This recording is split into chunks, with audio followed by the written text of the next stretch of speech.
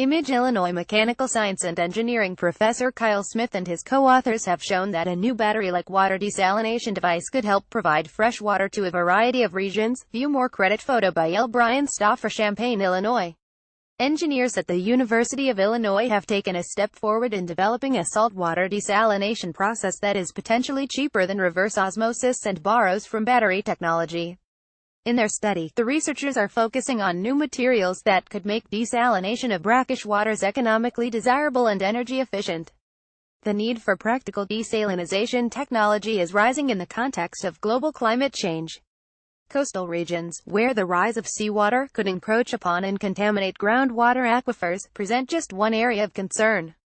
As demand for diminishing clean water sources increases, the need for desalination of lower salinity brackish water from inland and industrial sources will increase, the researchers said. Illinois mechanical science and engineering professor Kyle Smith and his co-authors have published a study demonstrating the viability of this battery-like technology in the journal Electrochimica.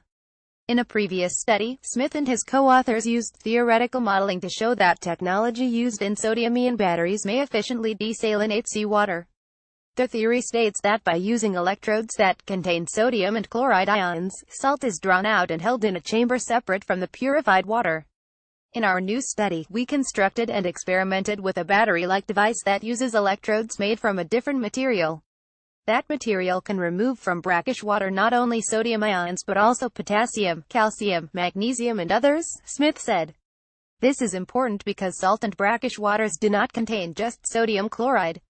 It is often in a mix with other salts like potassium, calcium and manganese chloride.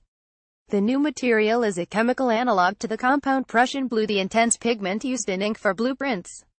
It works by taking and holding positively charged ions like sodium within its crystal structure, Smith said. The competition between the rate of diffusion of the positively charged ion within the crystal structure and the volume at which the ions can be stored creates a trap-like structure, Smith said. They go in easily but can't get out. There are other materials that can secure positive ions, but the Prussian blue analog has an additional benefit: it is potentially very cheap to source.